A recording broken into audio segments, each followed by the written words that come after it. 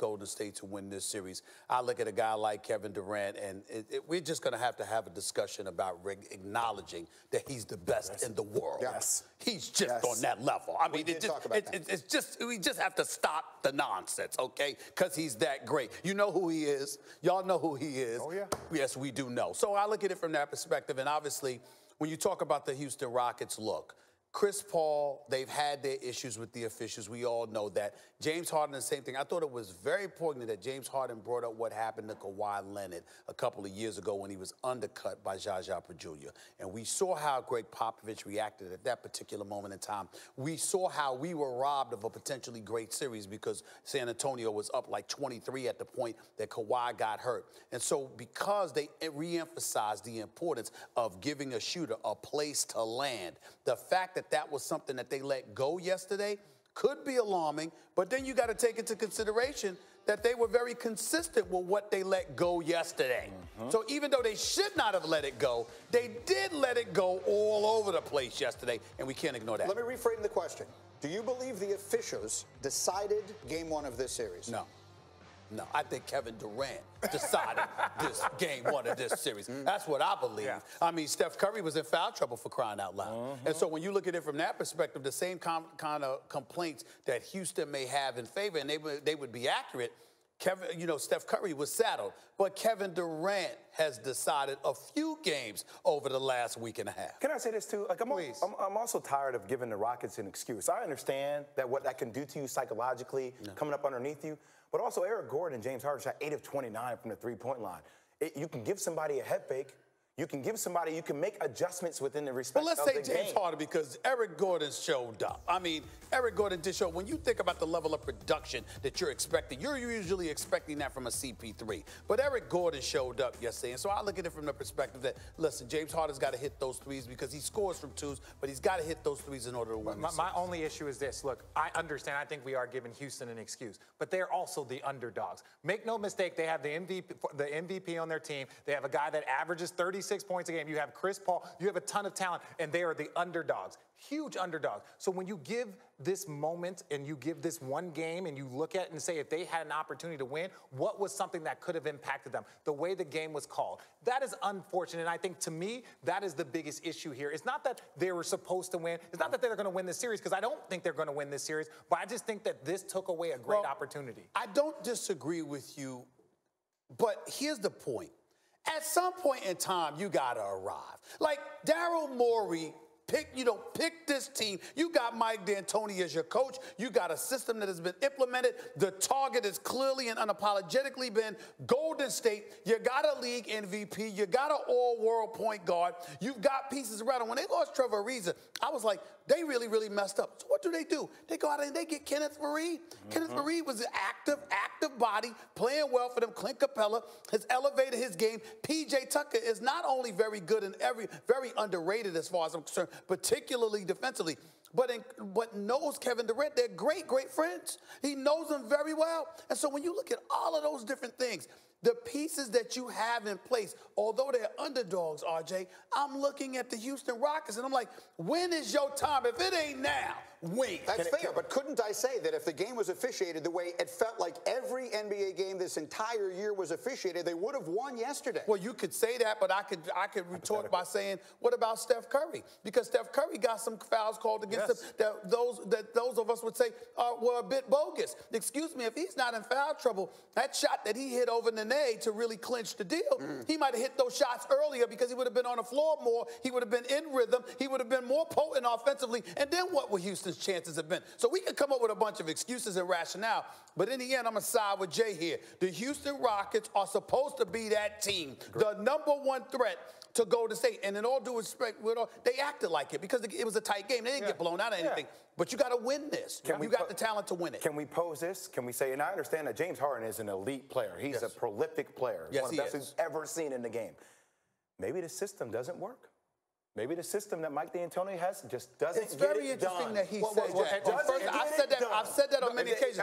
Isolation basketball is not going to beat the Golden State Warriors. No, and I'll say this again. Look at D'Antoni, and he is a great coach. Right. He's accomplished a lot. He's had 3 MVPs. never been to a finals. Like, there's a lot of things that this man has not accomplished. I cannot allow this conversation. Yes, you can. Why not? 1 second. Why not? If Chris Paul doesn't get hurt last year, do they win that series? It doesn't matter. No, they do not. I'm not sure. I picked Golden State.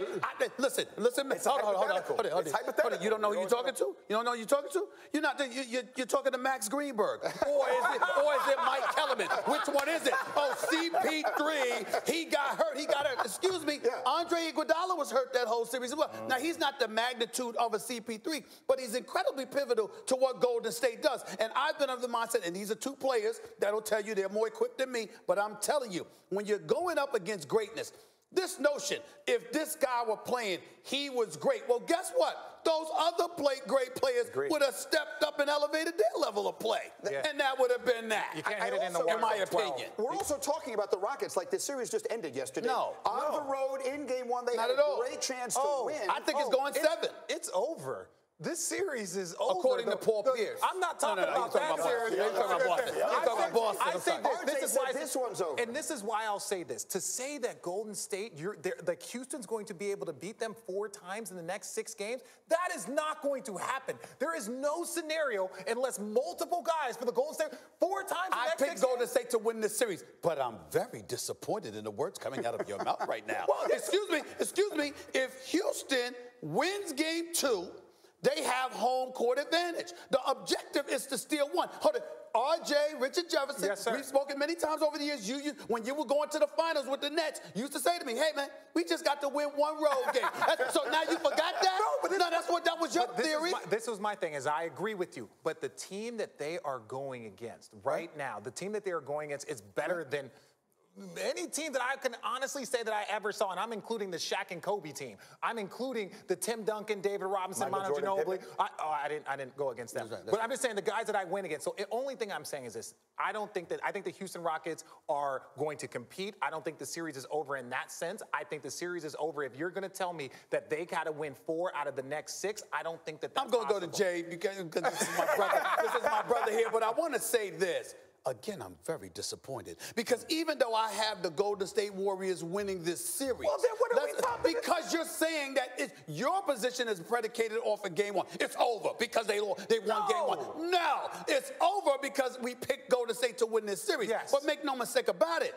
If you win 1 road game, that alters stuff. Excuse me, Golden State having to go back to Houston. I was at the Toyota Center covering that series last year.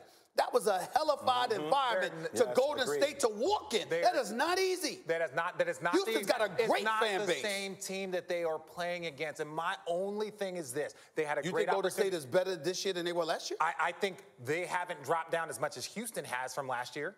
I never heard that before. I have to consider that. Take the moment. Take a moment. I'm not sure about that, Richard Jefferson, but I like it. I don't think Houston Rockets are done dead. I just think that they can't beat the Warriors 4 games out of the next 6. That's Stephen what I'm saying. A. headed back across the hall. First take starts I got to stop the basketball talk. I got to stop the basketball talk with my brothers. Again, first take starts in a few minutes. And then tonight, SportsCenter, 6 Eastern after PTI, drops in a chance to tie it. And so you would see the frustration from everywhere. And it was not just from the Rockets, but people all over the sport. Rudy Gobert, whose Jazz were just eliminated by the Rockets, tweeted, "My guys were not allowed to contest shots like that last week, or maybe I'm crazy and it's just camera angles."